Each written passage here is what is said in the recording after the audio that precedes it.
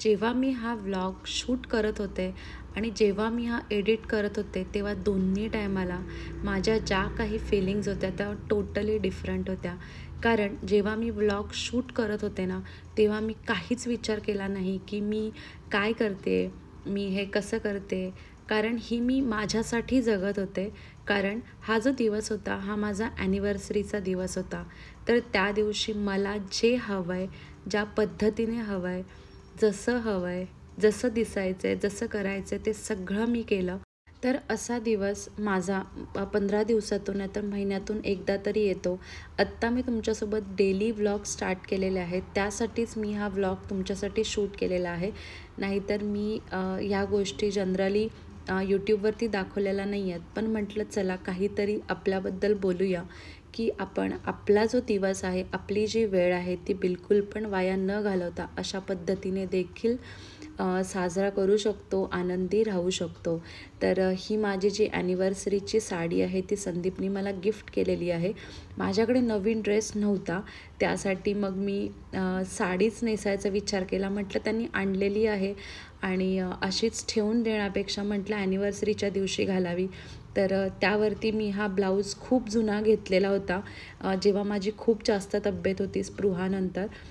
तर तोच मी आता घालणार आहे, कारण याला परफेक्टली मॅच होत होता. जस्ट आणलेली साडी आहे आणि बघा मी टॅग पण काढलेला नव्हता. 2200 रुपयाची साडी, मला खूप सुंदर आणि मला खूप आवडली अशी साडी आहे. त्यांना माहिती आहे मला पिवळा आणि गुलाबी कलर खूप आवडतो. तर त्यांनी त्याचमध्ये म्हणजे जशी त्यांना आवडेल तशी साडी त्यांनी घेतली आणि ती साडी मला खूप आवडली आणि खूप छान दिसत होती.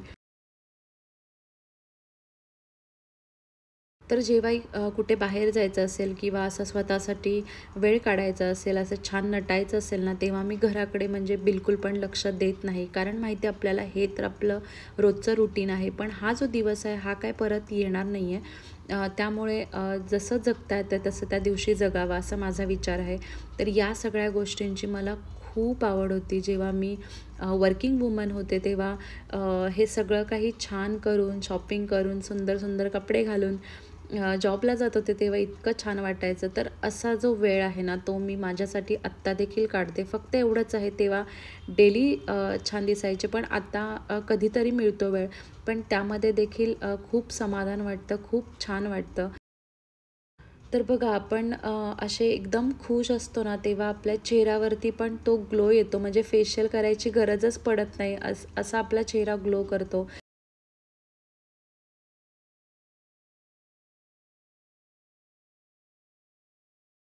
तर मी आहे ना अशी काही फिलॉसॉफर नाही आहे की तुमच्यासोबत काही अशा गोष्टी शेअर करेन. पण नक्कीच असे काही व्हिडिओज असतात, ते मी बघते आणि ते थोडेफार फॉलो करायचा प्रयत्न करते. कारण आपल्यासारख्या ज्या अशा बायका आहेत त्या या बाबतीत बरेच काही काही गोष्टी शेअर करतात. त्या सगळ्या आपण जर थोड्याफार तरी आत्मसात आणल्या ना तर आपल्याला खूप छान वाटेल.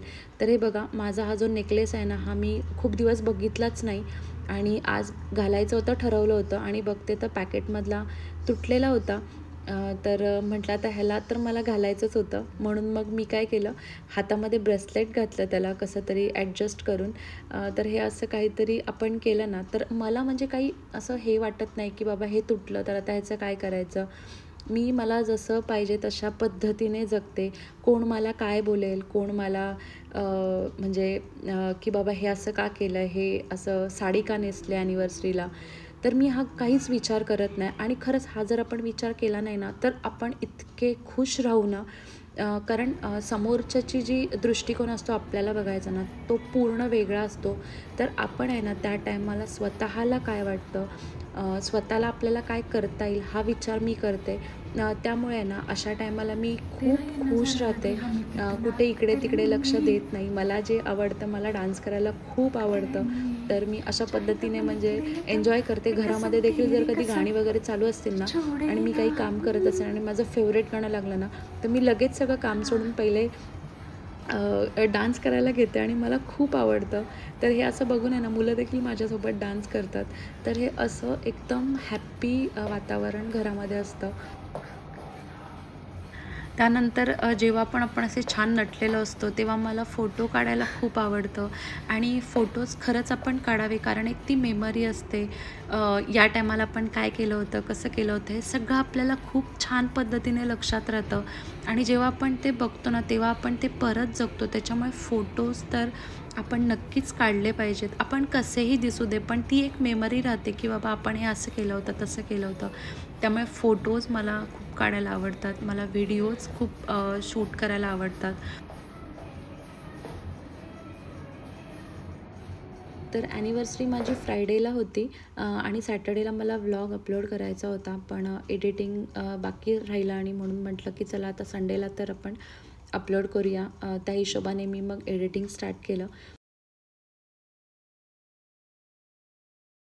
तर आता एक प्रश्न पडला असेल की मी तयार होताना मुलं कुठे आहेत? तर संदीप घरामध्ये होते.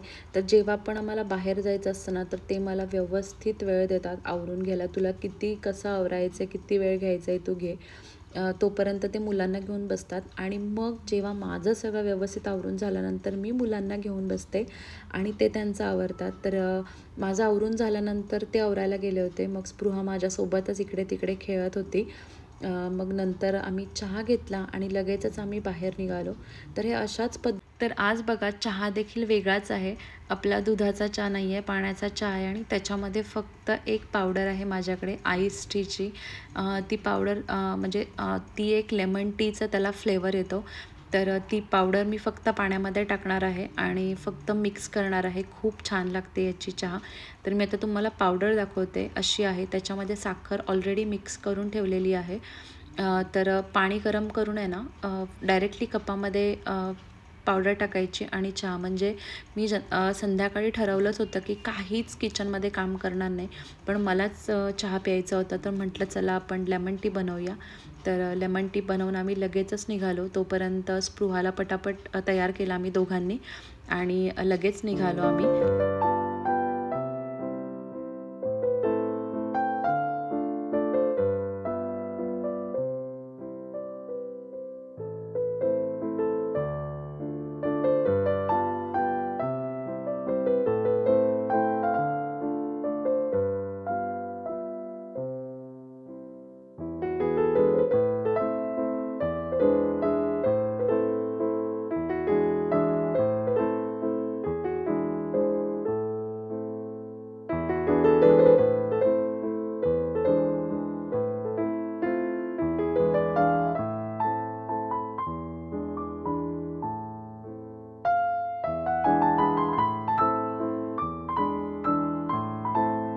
तर चला या प्लेसचा एक क्विक व्ह्यू देते. इथे खूप छान छान असे आणि इतके मस्त असे रेस्टॉरंट्स आहेत ना, म्हणजे त्यांनी इतकं छान असं मेंटेन केलेलं आहे त्या सगळ्या गोष्टी. म्हणजे कोणाला कशा पद्धतीने व्ह्यू हवा आहे, शांत हवं आहे की म्युझिक हवं आहे, की शांत म्युझिक हवं आहे, की एकदम ढिंचॅक म्युझिक हवं आहे, अशा पद्धतीनेच त्यांनी रेस्टॉरंट्स खूप छान असे प्लॅन केलेले आहेत. आम्ही खूप जास्त बाहेर जेवायला वगैरे बिलकुल पण जात नाही.